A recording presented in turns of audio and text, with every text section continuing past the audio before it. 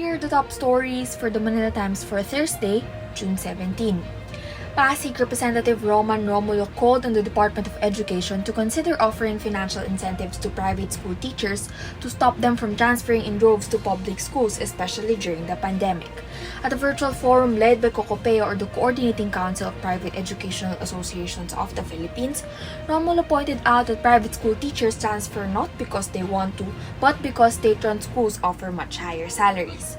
Romulo, who heads the House Committee on Basic Education and Culture, proposed offering incentives and to find ways for the private schools to match the bigger salaries. Using face shields outdoors may no longer be necessary, especially in areas where the risk of infection is low, Health Undersecretary Leopoldo Vega said on Wednesday. However, he stressed that face shields should be worn indoors, especially in malls and other places where people converge. During the Laging Handa briefing on Wednesday, Vega said people can remove their face shields when going out in public. The Anti-Red Tape Authority on Wednesday signed a Memorandum of Understanding with business organizations and media companies to intensify the fight against red tape.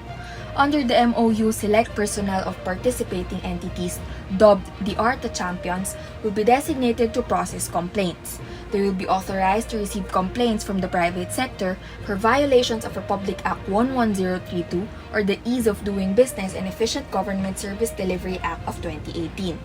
The MOU, which coincides with ARTA's 3rd anniversary celebration, was signed between ARTA and the Confederation of Filipino Workers, Junior Chamber International and Out-of-Home Advertising Association of the Philippines, as well as the Manila Times and Flash Media. The city of Manila made it to the top 50 champion cities in Bloomberg Philanthropy's 2021 Global Mayor's Challenge. It earned the distinction of being one of the 8 Asia-Pacific cities to make it to the second phase of the competition.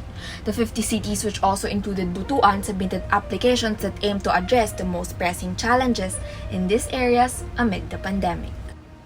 In business, brokerage firm Venture Securities Incorporated appealed the penalties imposed by the Securities and Exchange Commission for the fraudulent acts that led to the collapse of RNL Investments Incorporated.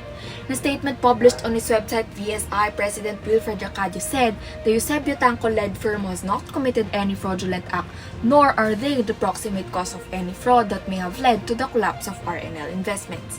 Tanco is currently a director of the Philippine Stock Exchange and is being nominated for another term.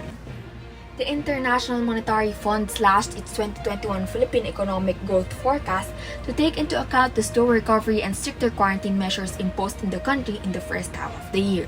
During the virtual 2021 Article 4 mission to the Philippines briefing on Wednesday, IMF Asia and Pacific Division Chief Thomas Helbing said the country's economy is now forecast to grow by 5.4% this year, which is significantly lower than the 6.9% earlier projection. Topping sports, Kevin Durant scored 49 points, 17 rebounds, and 10 assists in one of the most spectacular performances in postseason history. This sent the Brooklyn Nets back into the lead in the Eastern Conference semifinals with a 114-108 victory over the Milwaukee Bucks in Game 5 on Tuesday or Wednesday in Manila. The two-time NBA Finals MVP became the first player in NBA history to have at least 45 points, 15 rebounds, and 10 assists in a playoff game. Today's front-page columnists are Yen Macabenta and Antonio Contreras. Macabenta writes about green energy, while Contreras discusses winnability and voter transformation.